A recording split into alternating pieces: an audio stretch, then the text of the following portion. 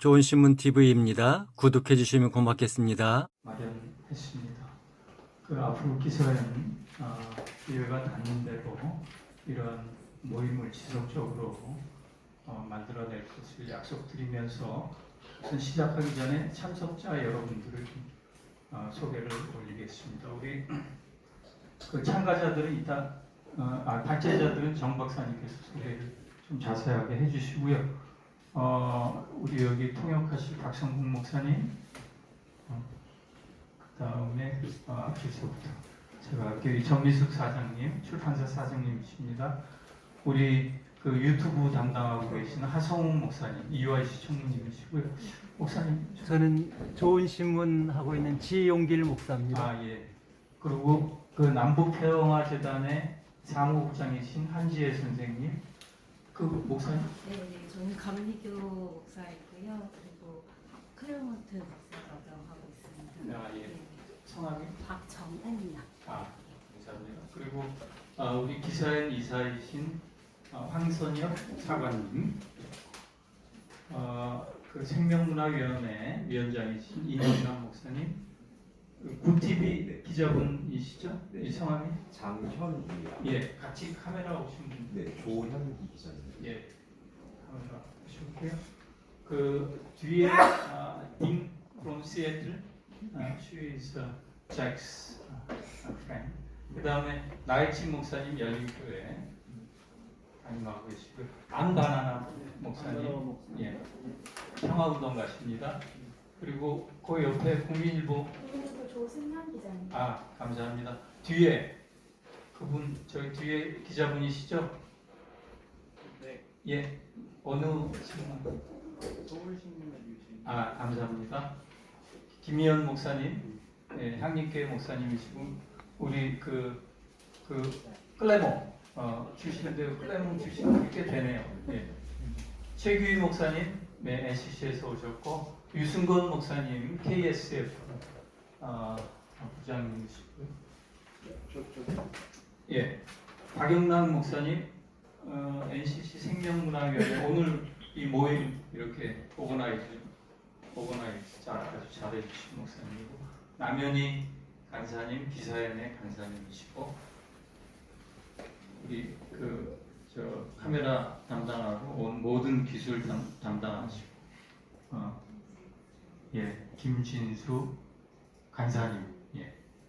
소개 제가 안 올린 분이 있나요? CBS. 예.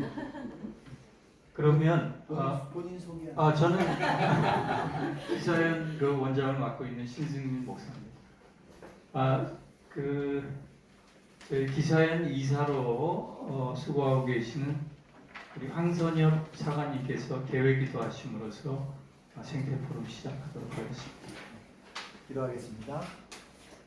만물의 창조자,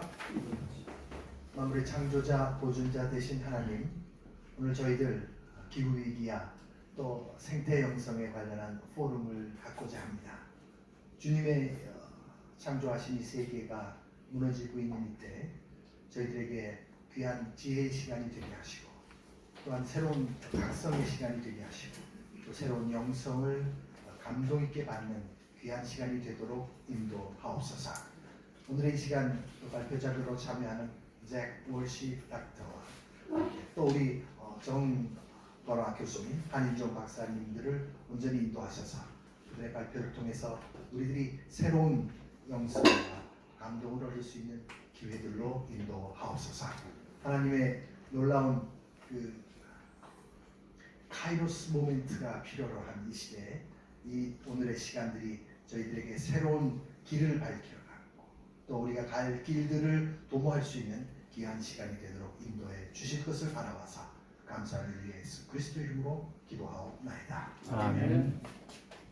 네, 우리가 유튜브 방송을 하기 때문에요. 말씀하실 분들은 가능하면 앞에 나오셔서 말씀하시면 좋겠습니다. 우리 NCC 생명문화위원장 다시 해야 되는 거 아니에요? 네, 기도 다시 하시겠어요? 괜찮습니다. 네. 임 목사님 나오셔서 환영의 말씀 해주시겠습니다.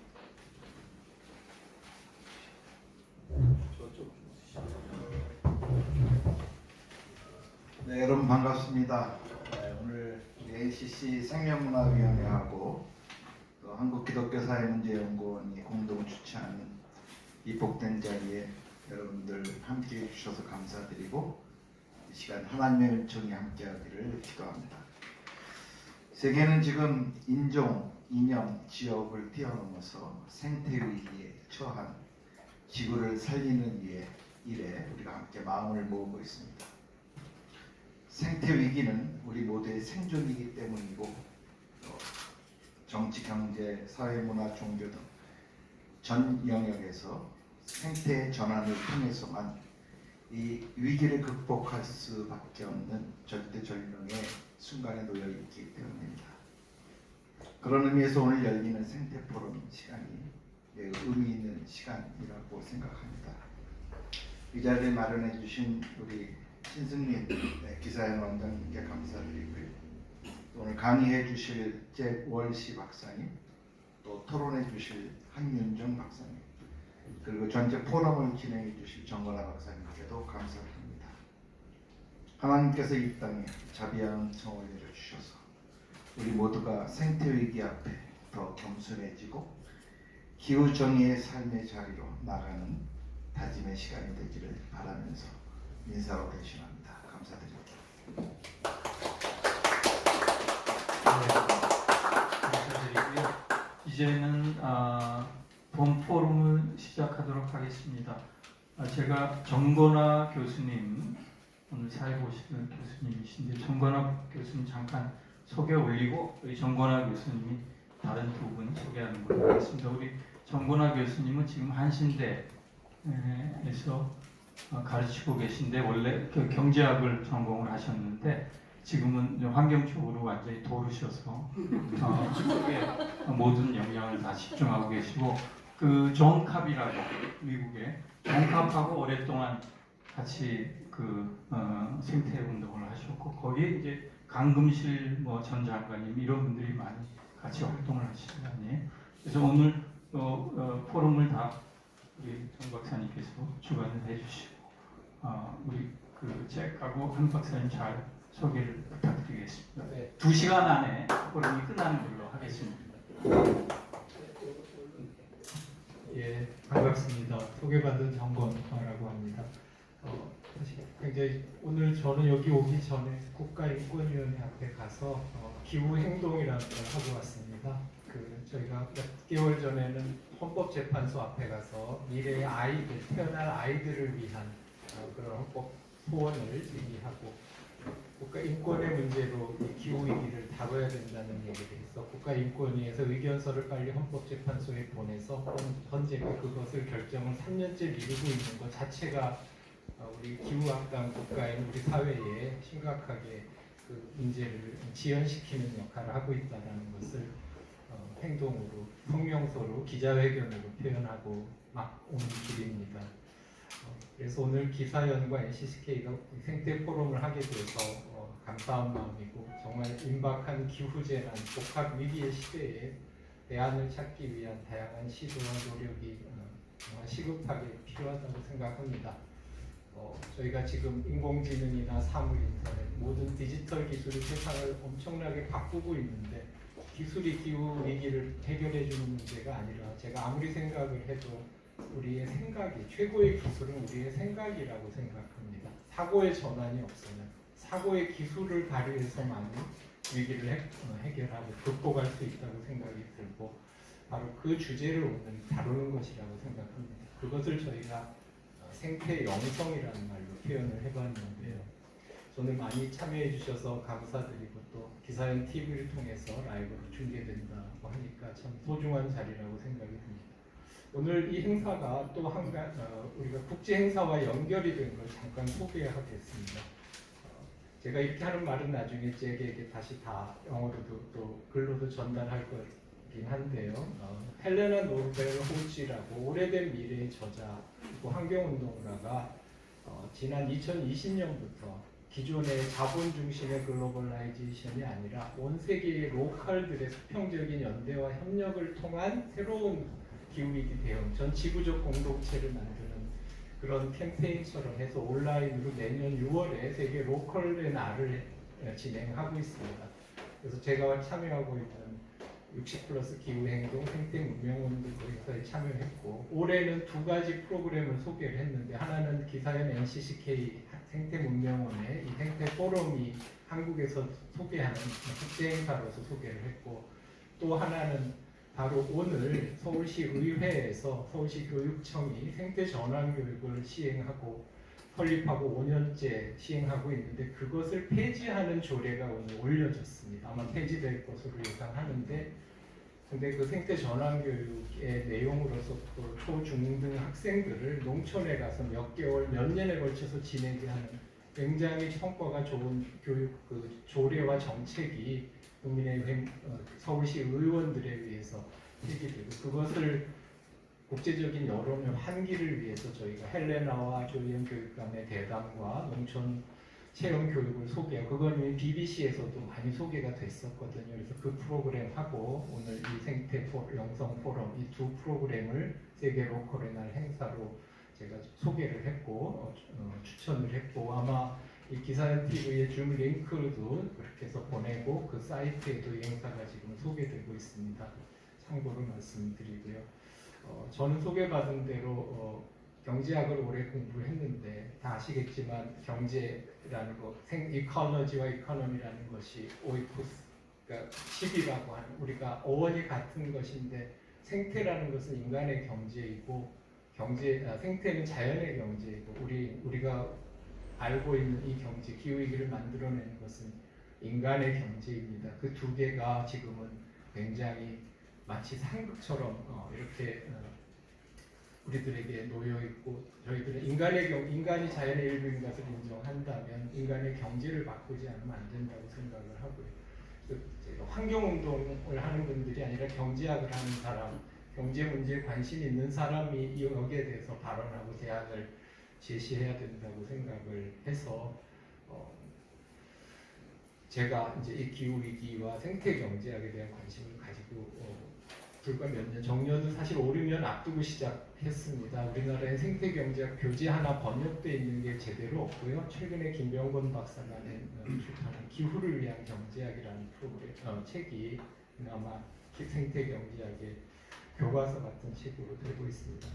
그래서 바로 그런 문제 때문에 제가 경제학을 하지만 사실은 이런 이 의제가 단순한 철학적인 문제 또는 환경주의자들의 문제가 아니라 우리 모두의 문제이고 특히 경제의 문제라는 문제의식을 강하게 가지면서 제가 오늘 이 좌장이 돼서 이 논의를 제가 잘 모르는 분야임에도 불구하고 모더레이터가 됐음을 말씀드려야 될 것 같습니다.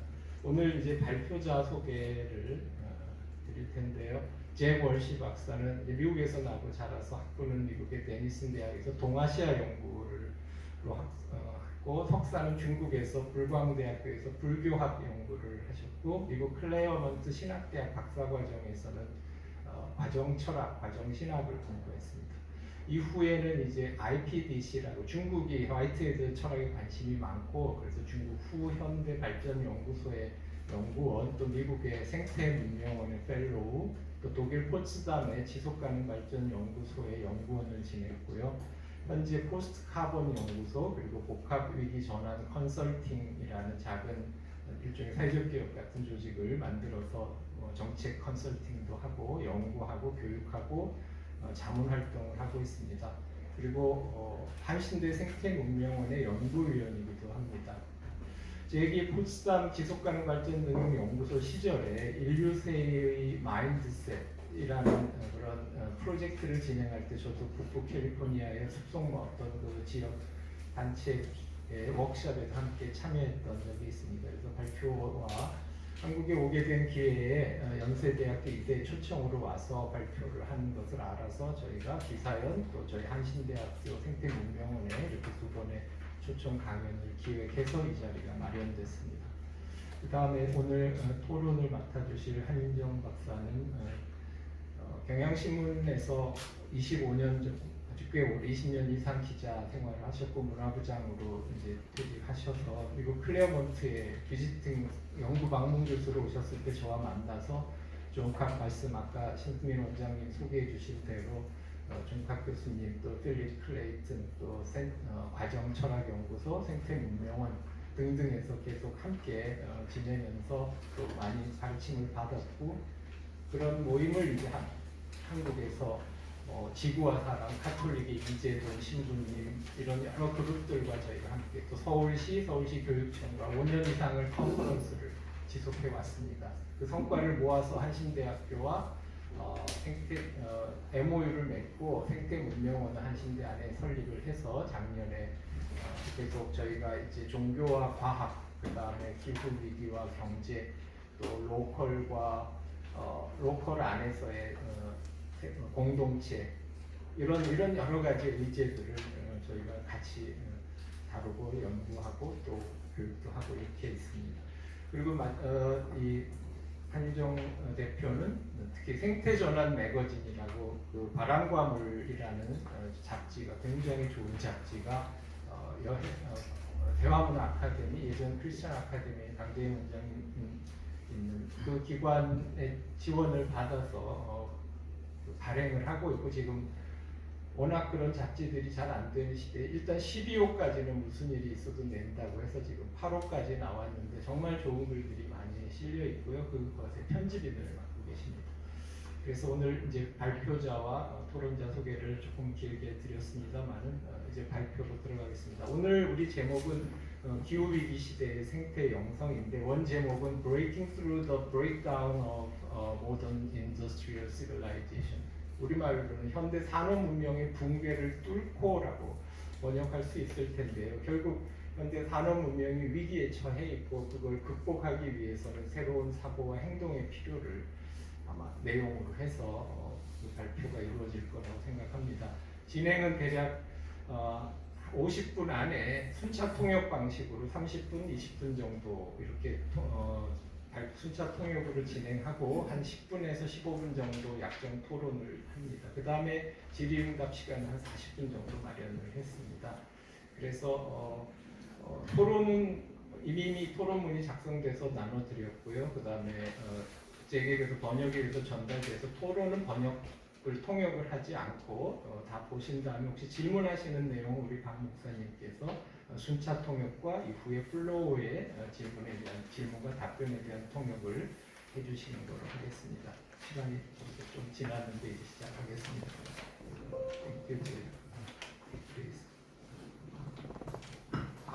박수로 그러면 우리 제거를 시작하겠습니다. 알려주시고 시작해 주시죠.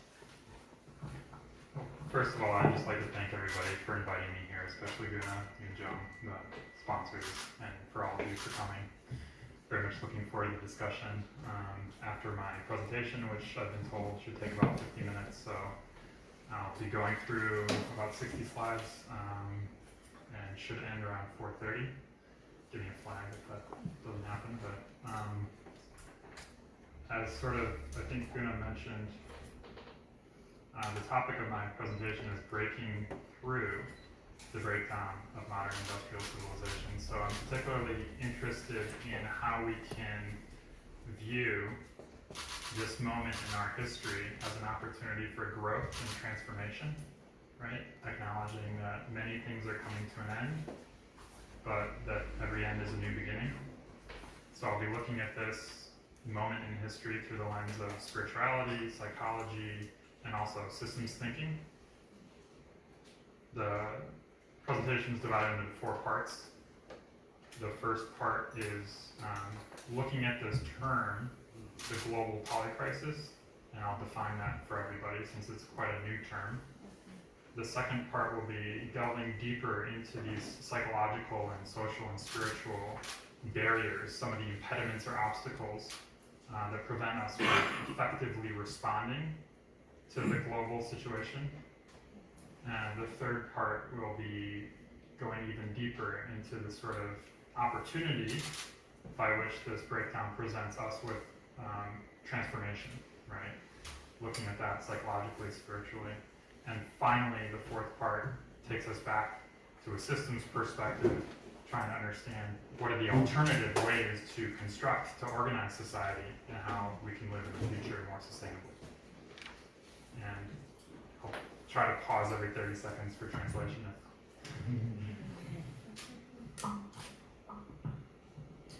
예, 이렇게 저를 초청해 주셔서 감사합니다. 많은 기대를 안고 이 자리에 함께 했습니다.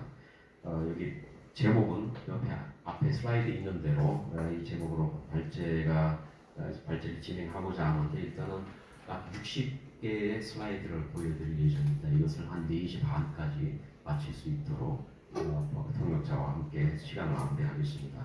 발제 크게 나누면 제가 총 4개의 부분으로 이렇게 나누시는데 아까 슬라이드에서 보시는 대로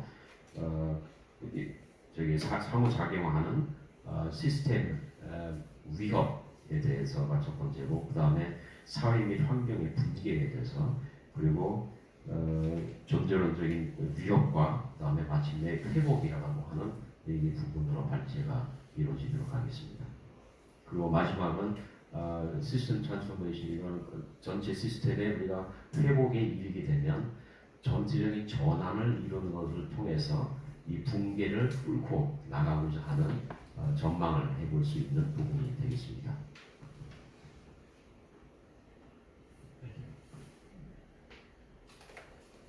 So the first part is just a definition of this quite technical term, global polycrisis. The technical definition is any combination of 3 or more interacting systemic risks with the potential to cause a cascading runaway failure of Earth's natural and social systems that irreversibly and catastrophically degrades humanity's prospects. 네, 일단은 이 글로벌 복합 위기라는 개념을 어떻게 정의를 내릴 수 있냐면 여기 슬라이드 보시는 대로 이것은 그 3개 이상의 상호작용하는 시스템적 위협으로서 지구의 자연과 사회 시스템에 오류를 일으키고 단기적으로 이 위기 상황으로부터 탈출할 수 없게끔 더 큰 오류를 일으키면서 인류에게는 아주 치명적인 전망을 주게 되는 위기입니다. And very quickly, I perhaps want to explain why is this an interesting or important term for me, which is I have done, as Gunnar said, past work on issues of climate change, sustainability, and through that, much of that work recognized, again, with a systems lens, that the problem is very deep and very broad.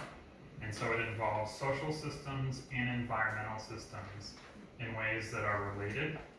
And again, it involves infrastructural systems, economic systems, political systems at the same time as it's internalized within us and our ways of seeing the world and our ways of interacting with each other. So I have begun to use this term polycrisis to recognize the sort of magnitude and scale of the issues we face, social and environmental, as they are internalized and externalized. 이 폴리크라이시스가 복합 위기라는 개념이 왜 저에게는 굉장히 중요하고 왜 흥미가 생겼냐면 과거에 주로 환경 위기와 관련된 일들을 많이 했는데 다루다 보니까 이거는 환경만이 있는 것이 아니라 전체적인 우리 시스템과 깊고 넓게 다 연결이 되어 있어서 이게 한 가지 방면으로 접근은 불가능하다. 그래서 우리가 살고 있는 이 사회 그리고 자연 환경 그리고 우리가 늘 익숙하게 살아가고 있는 이 인프라 또 그 속에서 작동하고 있는 정치 체제와 사회 그리고 심지어는 인간들이 서로 상호작용하는 이 모든 것을 통전적으로 바라보고 접근을 해야만 하는 개념으로서의 이 복합 위기라는 개념에 접근을 했습니다. 이 복합 위기라는 개념은 그래서 그 심각성을 가장 잘 드러내는 개념이라고 볼 수 있습니다. Now, this is an image that hopefully represents in a more easy to understand way the connections between different crises. Okay? The width of the lines represents a stronger connection.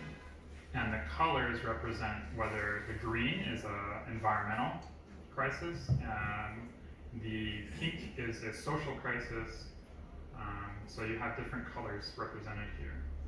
And by using a systems lens, I believe that we can diagnose and also more appropriately respond to the range of issues that society faces in the next 10, 50 to 100 years. So let's take one example. If you look at the sort of upper right of the image, you see this very strong connection, for instance, between climate change and extreme weather, environmental factors, that cause, for instance, water crisis and food crisis. And you hear this all the time in the news, for instance, through intense heat waves, there may be a drought, and then the drought causes agricultural failures, food price spikes. Those spikes then cause social instability and potential toppling of governments, right? So there are very intricate connections that are very important to understand as they relate to the global situation. 예, 여기 보시는 것은 이 복합 위기가 어느 정도로 연결되어 있고 그 심각성을 보여주도록 하기 위함입니다. 여기 보시는 예를 들어서 이 초록색 선은 자연 환경의 위기를 의미하고 이 핑크 선은 사회적 위기를 동반할 수 있다는 것으로 연결이 됩니다. 그래서 이 디아그램을 통해서 이 복합 위기의 정도를 가늠해 볼 수 있는 평가의 기본 자료가 될 수 있다고 봅니다. 여기 초록색의 우측 상단을 보시면 굉장히 많은 선들이 서로 연결되어 있음을 볼 수 있습니다. 이것은 주로 기후 위기의 영향 또 그로 인한 재해를 보여주고 있는데 예를 들어서 여기 재해가 지속적으로 일어나서 물이 넘치는 홍수 또 쓰나미 또 반대로는 폭염이 일어나는 그로 인해서 심각한 식량난이 발생을 하고 그 당연한 결과로서는 사회 불안을 이어서 정부의 붕괴까지 일어날 수 있는 심각한 복합적인 위기를 시각적으로 표현해 주는 다이어그램입니다. Now, I'm going to show you one more image, which looks at the same or similar range of issues in a slightly more three-dimensional way, whereas this is flat. This image creates a kind of more causal web to show you at the bottom that these issues of failing states, as I just mentioned, are often symptoms or after effects caused by socioeconomic pressures, primarily driven by growth. So you have the growth of the economy and the overall scale of the economy pushing up against social and environmental systems that then trickles down into these other effects, such as involuntary migration, refugee crises, failing states, etc. 이 다이어그램은 앞서 있는 다이어그램은 2차원적인 그러니까 플랫한 거고 이거는 입체적으로 이 복합 위기를 보여주기 위해서 만든 겁니다. 이 3차원의 다이어그램을 보시면 다른 문제까지도 우리가 일상에서 겪고 있는 다른 문제까지도 매우 깊이 연결되어 있다는 것을 볼 수 있습니다. 예를 들어서 한 요소가 추가가 된 것이 사회 경제적인 측면의 요소가 추가가 된 겁니다. 경제 발전에 인해서 세상이 좋아질 것 같지만 이로 인해서 사회와 자연은 파괴가 되고 사회와 자연의 파괴가 됨으로써 우리 인간 사회에 우리가 지금 현재 겪고 있는 난민의 문제 또는 이주민의 문제 이것이 결국은 또 한 번의 사회 불안과 자연의 위기를 불러일으킨다는 3차원적으로 입체적으로 보여주는 다이어그램입니다.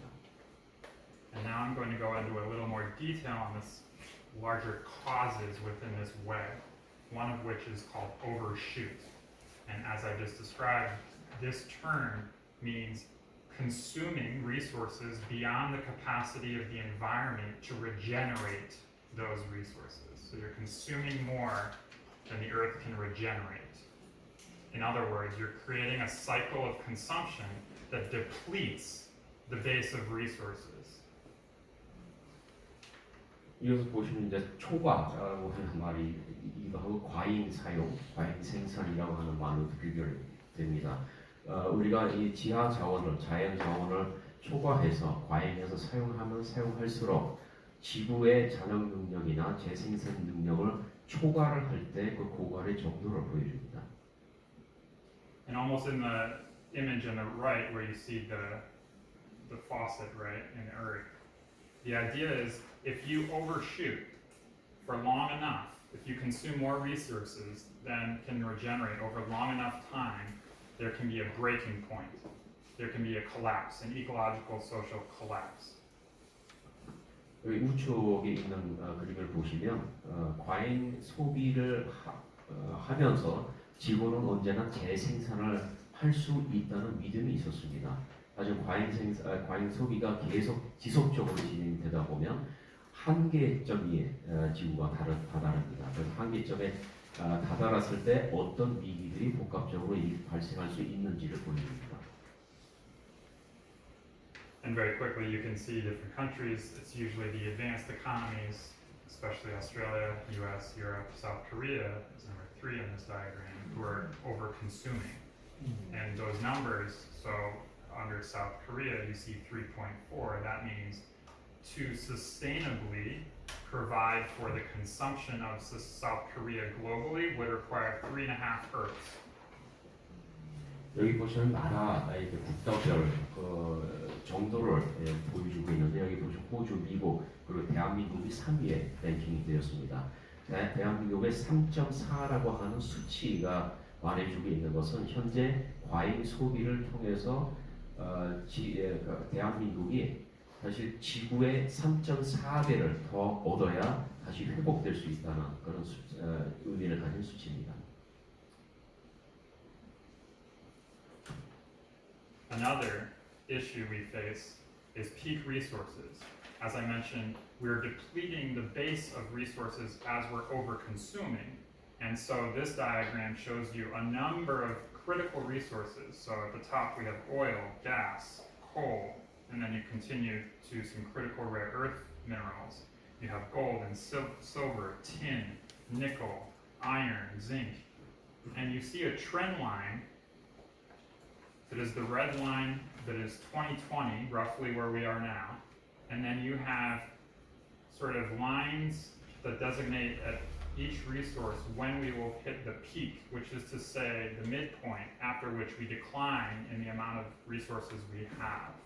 So we will, those resources, in other words, will become more difficult to obtain, more costly to obtain, and also fewer and fewer in number.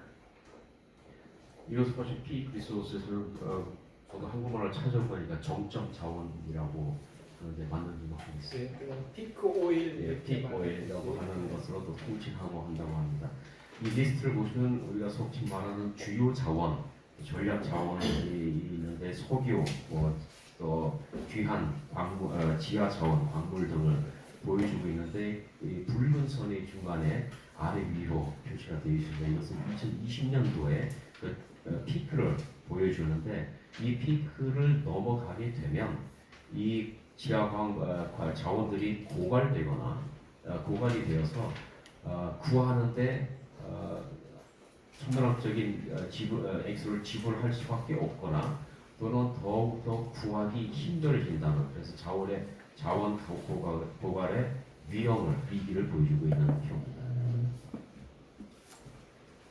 Another very substantial issue we face is availability of energy and the transition towards more renewable sources of energy, which is a very good thing, yet has many limitations. One of the limitations you see at the top is even if we transition to nearly 100% renewables or a majority of renewable resources, we expect there to be a sort of decline in the availability of energy overall. The second image at the bottom is you see critical raw materials that are required for the production of renewable energy, so solar and wind, etc. And the demand for those minerals far exceeds the supply and the capacity to produce or extract those minerals. So this is very concerning because even if society very rapidly transitions to renewable energies, first, there will be limited capacity based on the number of mines and minerals and everything to do that successfully, and overall, a potentially diminishing supply of net energy to be sustainable. 이것은 에너지 자원에 관한 표입니다. 우리가 하루속히 재생 가능한 에너지로 전환한다고 해도 이 재생 가능한 에너지를 생산하는 주요 광물들의 수요 공급이 나중에는 위기에 빠질 수밖에 없습니다. 재생 에너지를 우리가 많이 사용하면 할수록 우리가 기존의 에너지 사용은 줄어들 수 있다는 이게 첫 번째 아래에 있는 표고요. 두 번째 표는 우리가 재생 에너지를 사용을 더 장려를 하게 되면 이에 필요한 주요 지하 광물들을 공급하는 데 문제가 또 결국은 붕괴될 수도 있다는 얘기입니다. 그래서 재생 에너지를 전 사회가 빨리 전환시킨다고 하더라도 이 일을 생산하는 또 다른 완전 복병이 또 하나 잠재되었다는 것을 보여줍니다.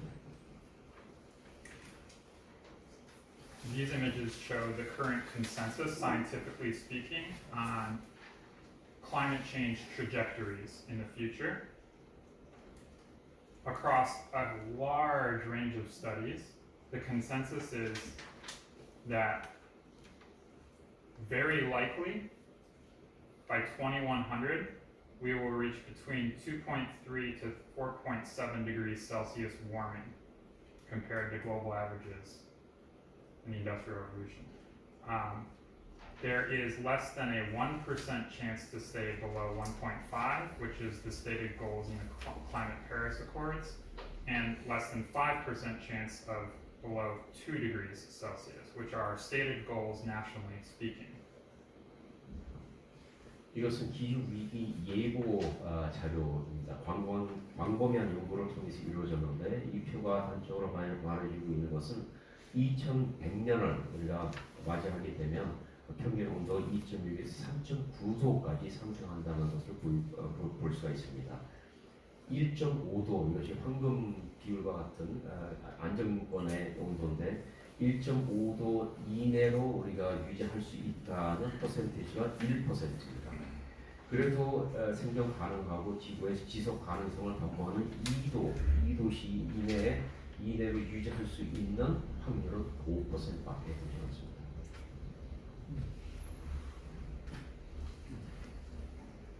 If you look at the first image, there's a blue band, and that blue band shows you 1.5 to 2 degrees. Now, the reason we are globally agreed to limit below 1.5 and 2 is because that is a very significant boundary where scientists say we will begin to cross very significant tipping points. When you cross a tipping point, the system changes beyond its capacity to reverse to its prior state. And these points are the different environmental tipping points, and you can see that we already will begin to cross those in this kind of 1.5 to 2 degree boundary, most likely. That dotted line is where we currently are, right, about 1.1 degrees Celsius. And lastly, maybe the last point is that on the image on the right, you can see that once crossing these boundaries, there are also very significant social risks to civilization. At 3 degrees, scientists would say that would create a sort of chaotic environment. Potentially at 4 degrees, civilization couldn't recover or function because it would be very just inhospitable. 이 표를 보시면 1.5도에서 2도 간의 경계를 유지하는 경계선을 보여줍니다. 그래서 이런 중요한 전환점을 우리가 만약에 돌파를 하게 된다면, 그러니까 과잉 소비를 통해서 위기를 더욱더 초래한다면 과학자들의 말에 따르면 우리는 더 이상 발전할 수 없고 회귀밖에 못한다, 후퇴할 수밖에 없다, 이런 전망이 나오고 있습니다. 여기 보시면 점선은 지금 현재 우리가 1.1도씨의 단계에 와 있다는 것을 볼 수가 있습니다. 우측의 그림을 보시면 이 경계를 넘어섰을 때 일어날 수 있는 복합적인 위기를 또한 보여주고 있습니다. 이것은 이 도시가 넘어가게 되면 사회 붕괴 위기까지 올 수 있는 인간이 더 이상 살아가기 힘든 그런 환경이 조성된다고 보고 있고 4도시가 넘어가면 문명의 종교를까지 기대할 수밖에 없는 그런 상황으로 치닫게 됩니다.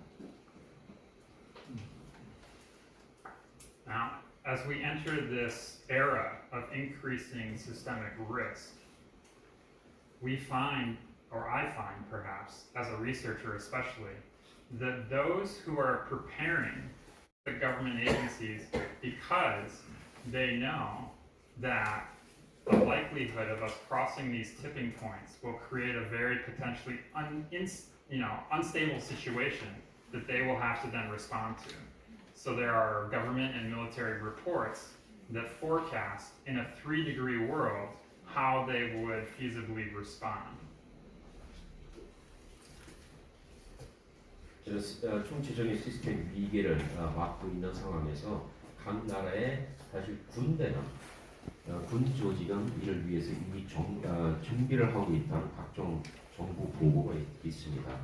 이런 중요 전환점은 우리가 초과를 넘어가 버렸을 때, 예를 들어서 3도시의 상승 점을 우리가 지났을 때 살아가기 힘든 상황이 되지만 이에 어떻게 대처해야 되는지에 대한 군대는 나름대로 매뉴얼을 준비를 이미 하고 있다는 보고입니다.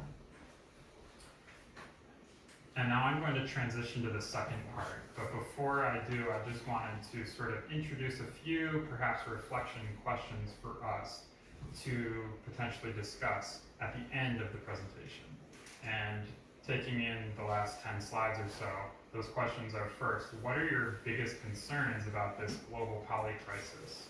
And what keeps you going or motivated to respond to it, right? This is in the context of, I think, being well aware of how concerning and potentially destabilizing it is even for us to understand and relate to this information. I know for myself, I struggle a lot taking in all of this information and somehow finding ways to meaningfully engage with it. Like that's a daily struggle sometimes. So it would be nice perhaps to reflect on that towards the end. But now, as I said, I'll transition to sort of, as I said, the psychosocial and spiritual barriers or obstacles to responding. 이제 발제 두 번째 도입하겠습니다. 아까는 첫 번째 파트에서 소개해드린 여러 가지 위기 현상들은 우리 발제 많이 나중에 토론 시간 때 한번 다뤘으면 좋겠고요.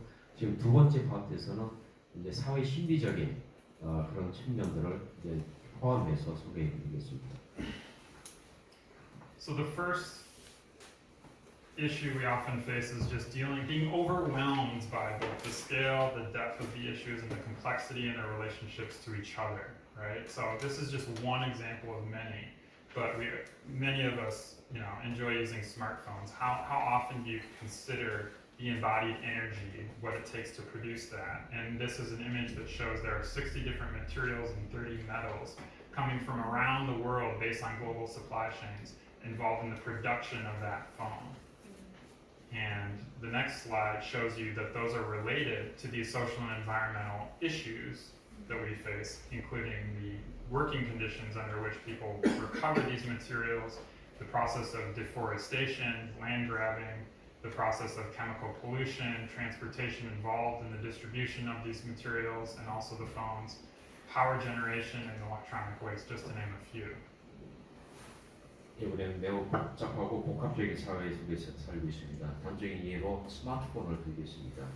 이 스마트폰 하나를 생산하기 위해서는 이 지도에서 보시는 바와 같이 6개의 재료와 30개 이상의 다양한 광물들이 소요가 됩니다. 이가 스마트폰을 생산을 해서 유통을 시키고 생산, 유통, 또 소비, 그다음에 나중에 재처리하기 위한 여러 가지 복합적인 요소들이 포함이 되는데 비단 광물이나 생산 재료뿐만이 아니라 이것을 사용하는 인간 사회, 이것을 생산해야 되는 낙후된 노동 환경 속에서 만약에 이를 생산해야 되는 여러 가지 사회적인 또 환경적인 요소가 함께 불구되어 있음을 보여줍니다. I'm going to have to speed it up, so I'll be going through a few slides maybe before I pause. So here are just a range of additional psychological barriers, one of which is it's often difficult for us to act today in ways that serves the longer term future and or future beings or generations, right? So we need to begin to expand our concern for other beings, human and non-human, over longer periods of time. That's one. Another issue is we often see or focus on what's in front of us in the events. Maybe climate change is a symptom of something deeper, but what we often forget or struggle with is understanding how that's rooted in patterns of behavior, systems, structures, and also mental models, or the ways of perceiving and interacting with each other in the world. And last, before, a lot of these issues are global issues of cooperation. Often, especially at the level of nation states, there is a competitive dynamic. And at the same time, climate change and other issues are issues of the commons. So we need to find ways of cooperating to solve these collective action problems. 이 두 개 슬라이드가 보여주는 건 계속해서 이어지는 사회심리적인 측면입니다. 우리가 오늘 당장에 이 위기에 직면하고 있다고는 생각하지만 인간의 마음이 이를 자꾸 밀어두는 그런 현상들이 있습니다. 하지만 정작 우리는 미래 세대와의 세대 간 약속 때문에 우리는 하루빨리 시작해야 되는 중요한 점에 직면해 있고, 이 위기를 당장에 직면해서 인간의 행동으로 드러나는 것이 이제 굉장히 심각한 수준에까지 이를 수 있다는 것입니다. 이 위기를 직면하고 위기에 대한 관련성과 명분을 찾았을 때 인간의 행동들이 우리가 정상적이라고 표현하는 그 범위를 자주 벗어나곤 한다고 합니다. 그래서 이 위기를 우리는 혼자 마음으로 혼자의 노력으로 극복하려고 하는 것이 아니라 이미 공동의 위기에 봉착해 있는 우리는 협력해서 이 위기를 타개해 나갈 수밖에 없는 그런 절실한 상황이 있습니다.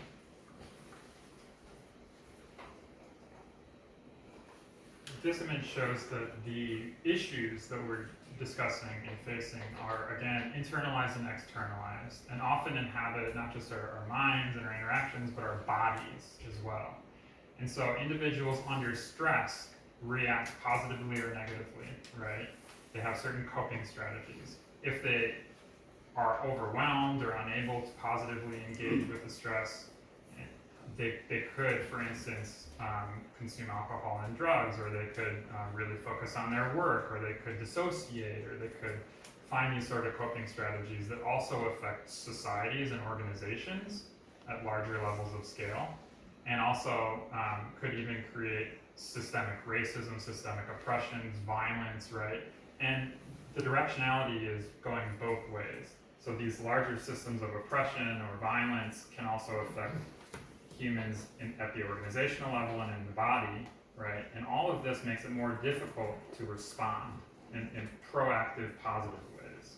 So fundamentally, what I'm pointing to here is that there also needs to be a process of healing, okay? A process of healing before you can adequately respond to stress.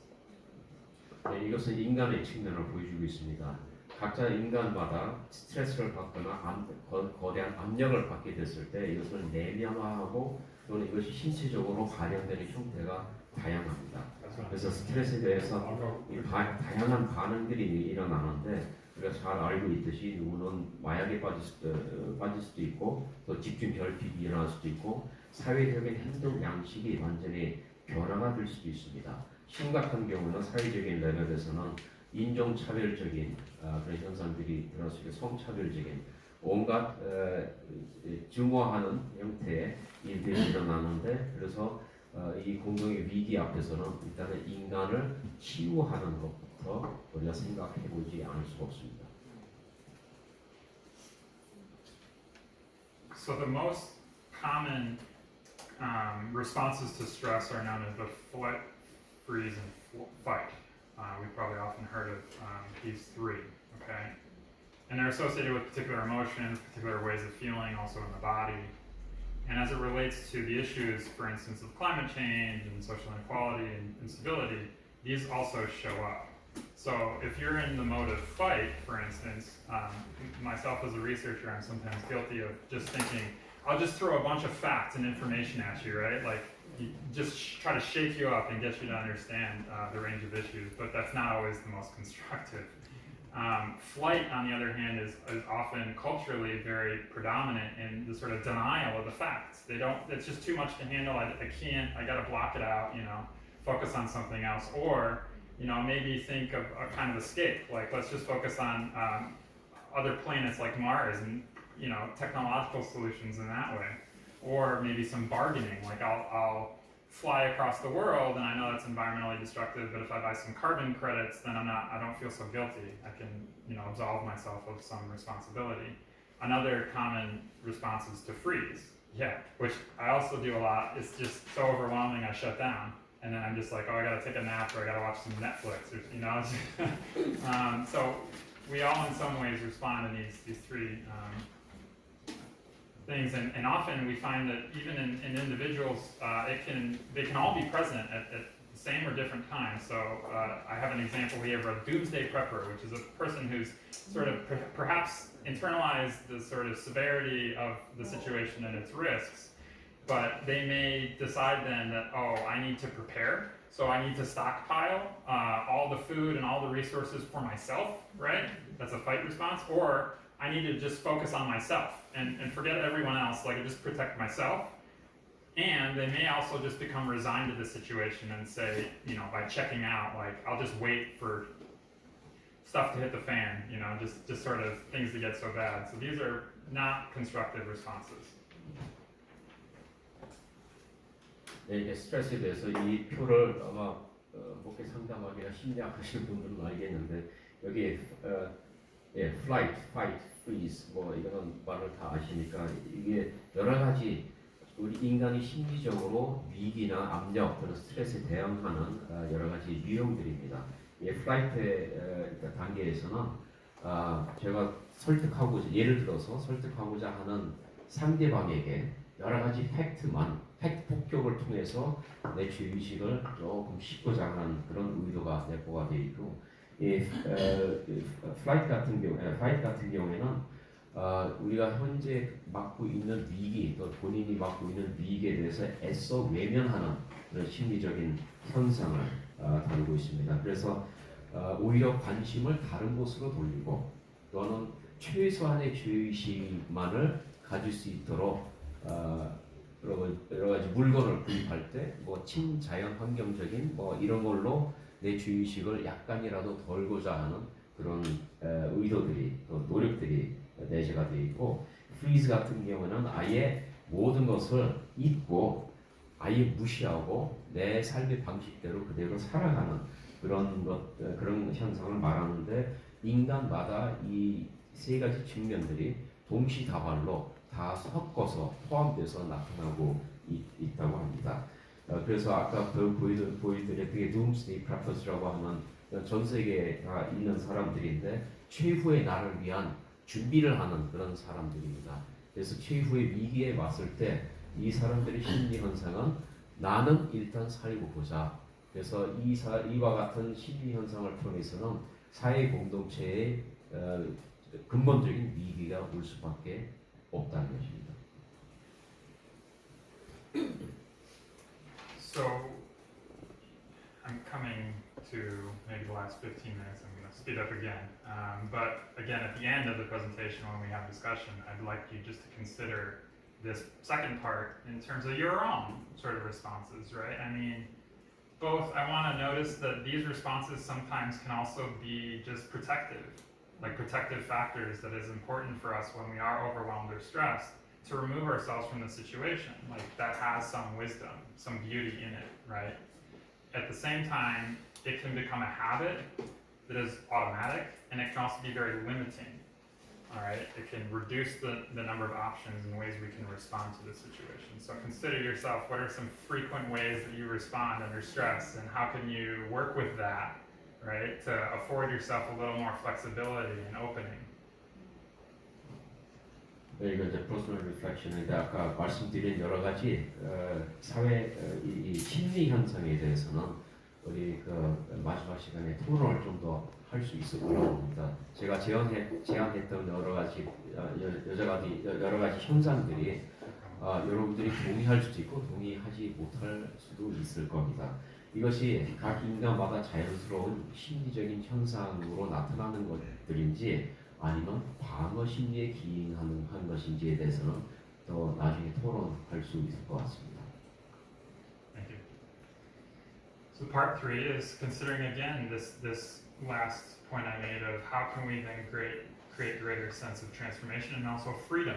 How can we begin to reorient ourselves to both the current reality and a potential better reality? The first point is also to acknowledge where we came from and how our minds have been shaped by the sort of modern industrial paradigm. And this has a very long history, and some point to the Enlightenment and scientific revolution as a point of ideological creation around the sense of rationality, right? Secularism, humanism, materialism, individualism, thinking of society and systems in terms of mechanics, right? Not thinking in terms of, per se, more complex relationships, or also internal experience, more focused on the external and objectivity, and where we also internalize this sense of perceiving the world and ourselves. And again, I think many of us are,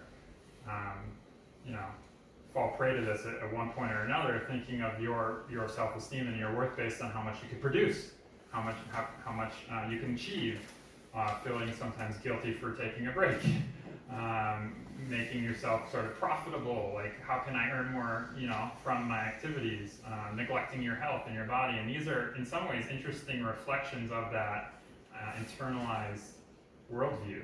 But going into the future and trying to construct a more sustainable society, we really do need to pause, to listen to our body, to listen to our health, to not always prioritize how much we could produce and earn, right? We also need to consider more our relationships to each other, humans and non-humans, to pay more attention to care, plurality, diversity, to develop an ethic of sort of human and nature integration. So these are the kind of movements I think that we need to pay more attention to.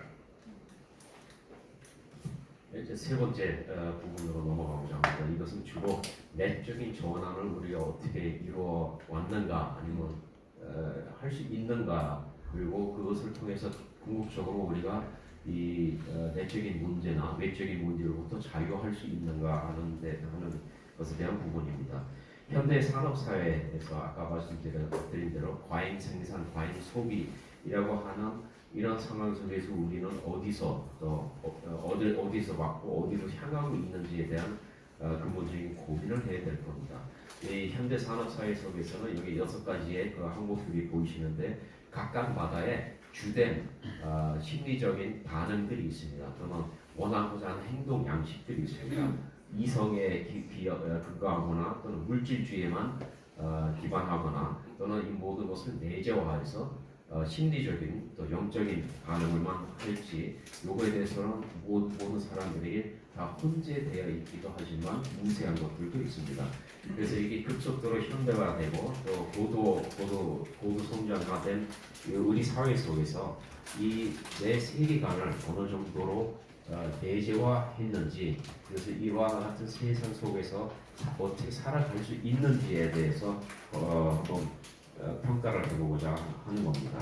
이 복잡하고 바쁜 사회에서 내가 정말 여기서 살아남으려면 쉼 없이 달려야 되겠다고 하는 마음들이 굴뚝 같을 겁니다.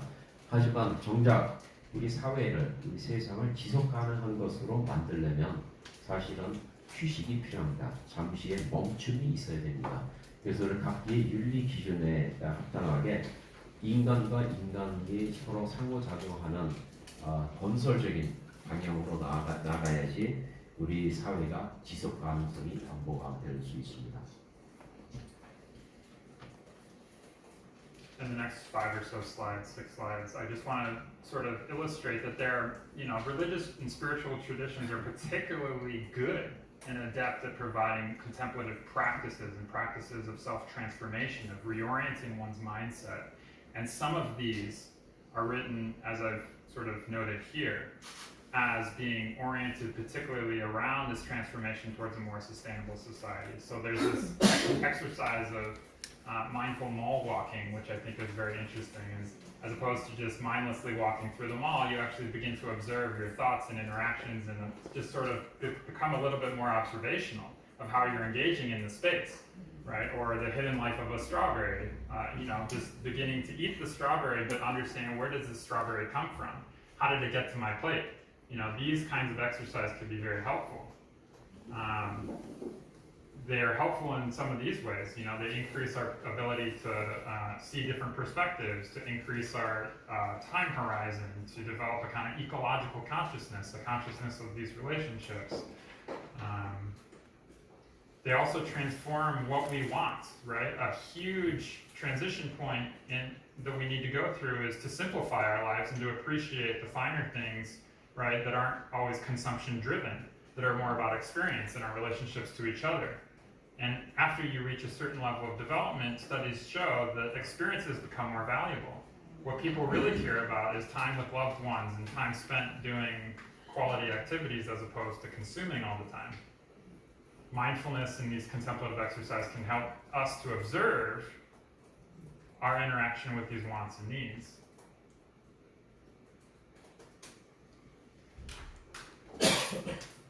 네, 우리 사회와 세상을 지속 가능한 것으로 만들기 위해서 이런 여러 가지 교육 또는 활동 방안들이 있는데 두 가지를 소개하고자 합니다. 여러분들 몰 또는 백화점을 걸으실 때 각가지 물건들의 화려함이 아니라 이 물건들이 어디서 왔고 어디서 생산됐고 하는 깊은 명상 같은 것을 하면서 걷게 되면 여러분의 인지 능력이 좀 더 섬세해집니다.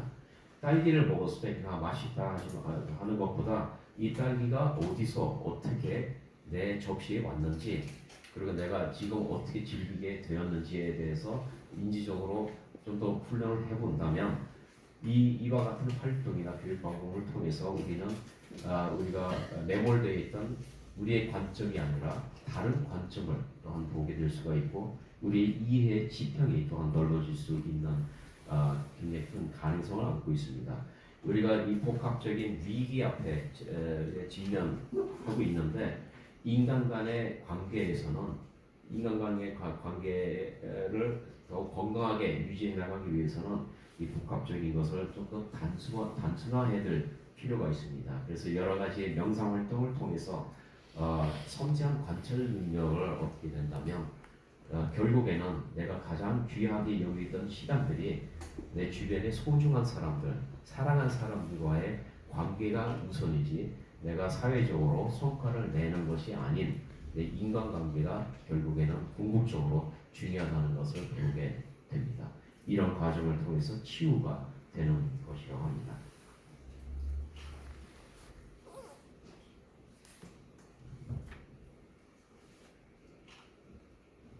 So, if you think of possible ways of relating to this situation or this material, right? I find this really a helpful framework. It's called the 7 stages of grief. And this applies to many life experiences, not just this range of issues. But we often go through this kind of sequence and maybe it's not always linear, maybe we're in multiple stages at the same time.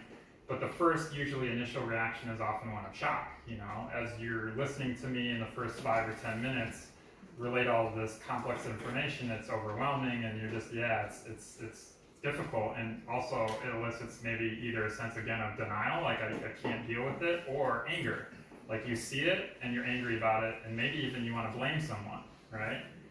The fourth phase of bargaining is often one society is enraptured in terms of trying to find a quick solution. Business or industry or technology will just try to fix it. Politicians are also really good at bargaining, right? Like they'll make commitments, 1.5, 2 degrees, we'll say this, we'll do this, but at the end of the day, it's not enough. They're bargaining, okay? They haven't fully acknowledged the complexity and the depth of the issues and what's required to really resolve them, right? They're just sort of doing more surface level things. So the 5th stage of depression, which may seem very despairing, is actually very important. And personally myself have gone through some depression related to this issue. And the silver lining of it was that after going through the depression, rather than pushing it away, but actually accepting it, you come out in a different place. So this is where breaking down can actually create opportunities for growth. Because in the depression, you begin to accept. As hard as it is, you begin to accept. And then after you accept, then you can begin re-engaging in more constructive, productive ways through, it says here, testing alternatives. 네, 이것은 7단계 인간의 심리 현상을 지금 다루고 있습니다. 어떤 위기 앞에 섰을 때는 우리 일단은 쇼크를 받게 되는데 그 다음에 이 쇼크를 통해서 이 위기가 진짜가 아니다라고 하는 외면 또는 거절하는 그 심리 현상을 말하고 그 다음 단계로는 이 위기가 나한테 다가왔다고 하는 분노를 일으키게 돼서 타인에 대해서도 폭력을 행사하는 경우가 많습니다. 이 네 번째는 사회적으로 또는 정치 레벨에서 많이 드러나는 것인데 어차피 해결을 근본적으로 하지 못할 경우에 어느 정도는 할 수 있도록 수박과 겉핥기식의 해결 방안을 내놓는 그런 사회적인 심리 현상을 말합니다. 하지만 각가지 방법들이 잘 해결되지 않았을 때에 마침내 우울한 또 절망적인 단계가 오는데 본인도 이러한 절망의 단계를 경험을 했습니다. 그래서 하지만 아무리 어렵더라도 이와 같은 상황을 결국은 인정을 하고 그 긴 터널을 통과했을 때 또 새로운 것들이 많이 보였다는 것입니다. 그래서 이 새로움을 통해서 새로운 다른 대안적인 해결 방안들을 강구하고 준비하다 보니까 끝내는 이 기후 위기 또는 모든 위기에 대해서 건설적이고 대안적인 방안, 해결 방안들로 재접근할 수 있는 그런 자유함을 얻었습니다.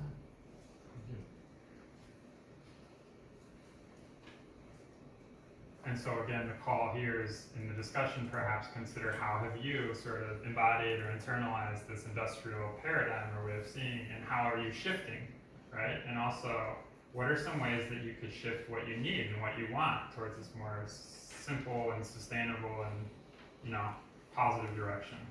I'm going to very quickly go through the fourth part because we're almost at time. And so this part is about really, again, stepping back and understanding what is the systemic transformation we need to make to be more sustainable. And the first point, again, is once we accept that we cannot stabilize the current system, we have to transform it, okay? And that's true in the studies, that we're gonna, unfortunately, go through a period in our lives of breakdown and some collapse, and that in that process of breakdown and collapse, we need to reorganize to transform. And this is, in some ways, I think it's helpful to recognize that other civilizations over history have always done this. We're not unique in some ways. Every 300 or so years, civilizations break down and collapse and new ones are built, okay? So this is that sort of process of breaking down, collapsing, and what I suggest is we need to do a global transition, as opposed to what I worry most about is that we do not recover, we do not transition, we stay in this state of diminished potential or capacity. 네, 추가로 아까 그 심리적인 반응에 대한 7가지를 말씀드렸는데 혹시 토론 시간에 각자가 나는 어떻게 이것을 맞이해서 대응했는지에 대해서 간단하게 나누면 좋겠다라는 생각이 들었습니다. 네 번째 파트입니다. 여기에 보시면 우리는 이미 이 성장과 생산의 분기점을 통과했습니다. 그래서 자명한 것은 현재 우리가 살아가고 있는 체제는 우리가 더욱 공고히 할 수도 없고 수리가 되지 않습니다. 그래서 근본적인 전환이 필요합니다. 그래서 인류의 문명사를 보면 어떤 문명도 300여 년 훨씬 넘게 돼가지 못하고 300여 년 정도가 되면 붕괴가 돼서 재정비해서 전환을 이루는 그런 인류사의 역사입니다. 우리는 결코 새로운 처음 보는 인류사의 그런 역사를 보고 있는 것이 아닙니다. 그래서 이런 붕괴를 돌파해서 우리가 글로벌 위기 앞에선 우리가 글로벌 전환을 가져온다면 다시금 지속 가능한 사회가 재생산이 될 수 있는 그런 지점에 와 있습니다. So how do we go through breakdown and to global transition, right? That was the title of my discussion. So very quickly, I'll give the general contours of how I understand this, even from a biophysical or economic or societal perspective, looking at all the evidence. So that arrow is pointing to where we need to get, which is the x-axis on the bottom is human development. It's a reflection of quality of life, okay? So we want to maintain a high quality of life. The y-axis on the left is ecological footprint, at a lower ecological footprint or impact. Currently, no country, which are the dots, achieves that. But that's where we need to go. We want high quality of life at a low environmental impact. These are the three ways I believe we can get there. Drawdown, degrowth, and meeting universal basic needs. Okay? Maybe I'll keep going. Drawdown, I'll define these very quickly, is removing carbon from the atmosphere, right? The emissions. Now, this is very dramatic. If we were to hit the 1.5 degree goal that we set for ourselves globally, that would mean a decline of 7% per year. Now, during COVID, we hit 6.4% when everything shut down. And then it rose back up after a few months. So it was very temporary. But that gives you an idea of the scale. We have to reduce emissions at that level every year for the next 30 years. And we've never done that except for in times of crisis like World War II. Degrowth, and this is just to reach net zero. That's what drawdown is, to remove carbon from the atmosphere to reach net zero. Degrowth is a similar process, but in terms of material and energy. So we need to decrease the consumption of material and energy. And this also diagram at the bottom shows you the rate at which we should decrease. And this is different for countries that are over-consuming, like the United States or South Korea, right? 3.5 or so planets, right? We have to decrease more, whereas other countries who are not consuming very much, let's say Latin America or Africa, need to actually consume more. So we need to balance things out, globally speaking. And the last part of this puzzle is meeting universal basic needs. This is a huge transition. So what will make it succeed, the only thing is everybody has enough, right? It's really a fundamental issue of equity. We need to provide each other enough so that we can live a meaningful life. Otherwise, there will be negative social reactions, right? People will struggle for survival. These three, I suggest, come together in a triangle. You don't want one and not the other. You want all three, because it's creating a sort of situation of stability, high quality of living, and low environmental impact. 우리가 이렇게 글로벌 차원의 전환을 가져오려면 이 세 가지가 반드시 필수적입니다. 드로우다운은 간단하게 말하면 탄소 발자국을 줄이는 일입니다. 우리가 이건 쉽지 않은 것으로 다 알고 있는데, 우리가 코로나 타임 때 6.4만큼의 레벨을 저감을 했습니다. 모든 것이 다 돌아가지 않았고 항공기도 다니지 않았기 때문에 탄소 발자국이 6.4만큼 저감된 그런 이례적인 때를 보냈었습니다. 이 딥그로우는 탄소 저감하고 결부되어 있는 자원과 에너지 소비를 우리가 컨트롤해서 소비를 줄여야 된다는 겁니다. 사실은 줄이기만 하면 되는 것이 아니라 이미 과소비, 과생산하고 있는 나라들은 사실 더 많이 줄여야 되고, 아직 제대로 생산하거나 제대로 소비하지도 못하는 국가들은 사실은 올려야 됩니다. 이것이 세 번째인 보편적인 욕구를 모두에게 충족해야 된다는 것을 말하고 있는데, 모두가 살아갈 수 있는 만큼 충분히 가져야 된다는 뜻입니다. 더 많이 불필요하게 많이 가지는 게 아니라 모두가 어느 정도 삶을 영위할 수 있도록 갖는다면 탄소 발자국은 물론 또 과소비, 과생산은 물론 사회 불안까지도 모두가 다 타개할 수 있는 그런 가장 근본적인 세 가지 측면들을 말씀드립니다. And now, it always helps to make the abstract concrete. So part of my work, a lot of my work, is actually illustrating how this can happen in reality. What models, what alternatives do we have existing already right now, right? So degrowth is actually not just an idea, it's a community. And they've defined a number of policies and responses, one of which is to, as a society, abandon GDP or growth as the primary objective, that instead we focus more on well-being, on wellness, okay?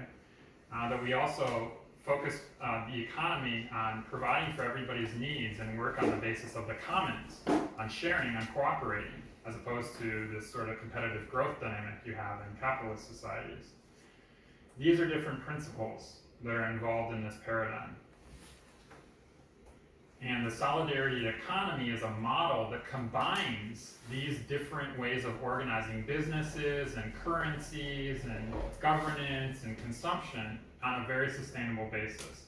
And it exists all over Seoul, for instance. There are 3,000 actively supporting community enterprises, cooperatives, social ventures that are in the sort of solidarity economy ecosystem, right? It's a minority of the larger ecosystem, but if we were to grow this in the future, it could really provide for people's needs on a much more sustainable basis.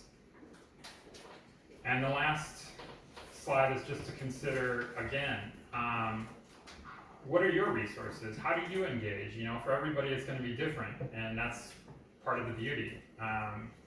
So I leave us with that, and we'll enjoy the discussion. 네, 일단 아까 나무에 큰 나무에 있던 그 슬라이드를 보시면 본인 입장은 모든 추상적인 그런 계획들을 구체화시켜야 된다고 믿습니다. 그래서 구체화할 수 있는 모든 통로들은 우리 현재 사회의 촉도가 GDP와 성장이었는데 이것을 인간이 영위할 수 있는 충만한 삶으로 대체를 하면 모든 아이디어들과 기준들이 달라지지 않을까. 경쟁적인 경제 성장보다는 나눔을 통해서 우리 인간 사회가 좀 더 풍요로워질 수 있도록 하는 것이 좋지 않겠냐. 그래서 연대 경제 체제와 같은 새로운 모델들을 강구해서 지속 가능한 사회를 만들어야 되지 않을까. 서울에도 이와 같은 공동체들이 존재하고 많은 지원을 저희가 또 하고 있습니다. 그 한 단위별로 연대를 하며 공동체로 살아가고 있지만 앞으로의 우리 과제는 이것을 확대해서 결국에는 글로벌 레벨로 우리가 확장해야 되지 않을까 싶습니다. 이 여러 가지 아이디어들을 우리 함께 나눌 수가 있는데 여러분들이 가진 생각과 아이디어들은 또 제가 가지고 있는 것들과 다를 수가 있습니다. 여기에 대해서 우리가 말기에 한번 토론을 할 수 있었으면 참 좋겠습니다. 감사합니다.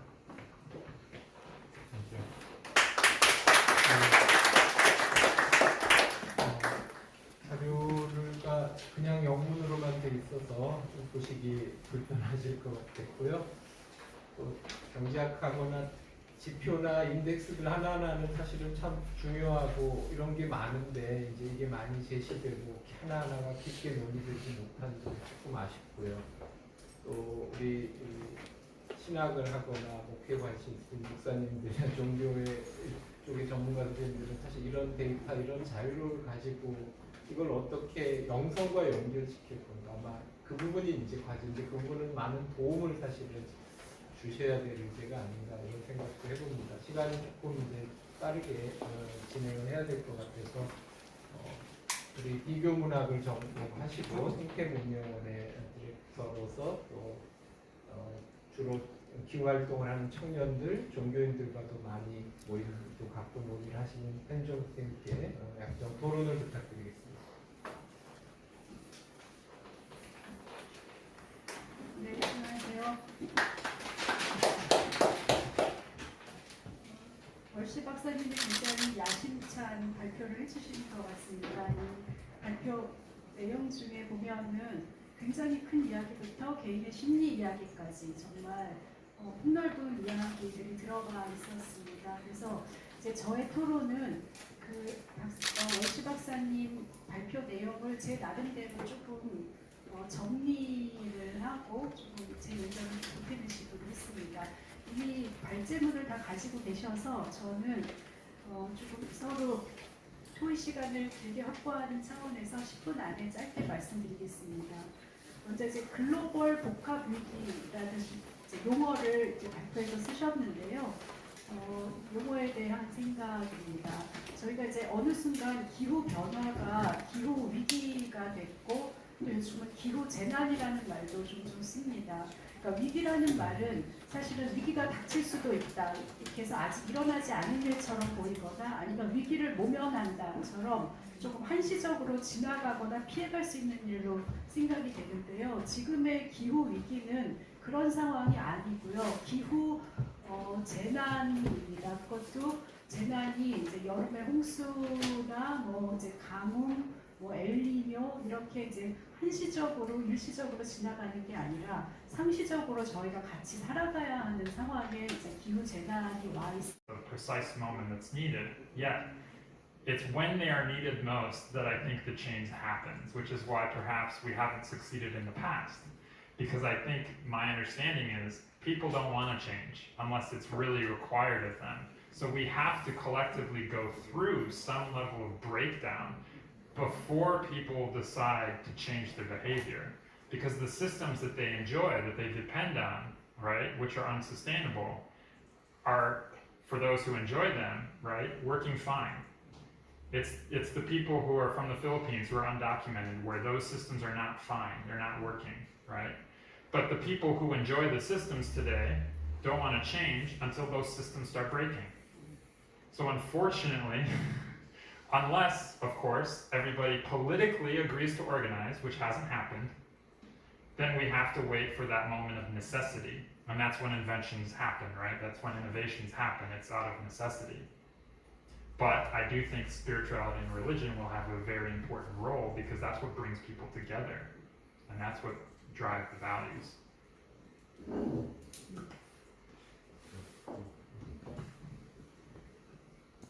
일단 제가 1960년대라고 말씀드렸던 거는 일률적으로 다 1960년대가 아니라 1960년대 미국의 수준으로의 에너지 소비 수준을 평균화시켜야 된다는 겁니다. 제가 기억하기로도 60년대가 미국은 상당히 풍요한 그 생활을 누렸는데 그 수준으로 전 세계적인 평균을 잡으면 저희 조선은 충분하지 않을까 하는 생각을 해봤습니다.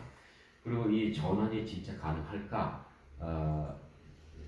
이제 현상적으로 보면 사회가 붕괴 중에 있을 때 종교성이 사람들 간의 종교성이 극대화가 돼서 영적인 그런 극복 방법을 택한 사례를 많이 볼 수 있습니다. 그래서 종교에는 이와 같은 상황 속에서는 유일하게 희망이 있다고 봅니다. 과거에 우리가 아무리 위기를 경고했는데 아직 되지 않은 것은 아직은 우리가 일정 정도의 붕괴 경험이 없었기 때문입니다. 일정 정도의 붕괴 경험이 있어야 이것이 강제를 하지 않더라도 자발적으로 종교적인 그런 영성으로 전환이 가능해진다고 봅니다. 감사합니다. 좋은 신문 TV를 시청해 주셔서 감사합니다.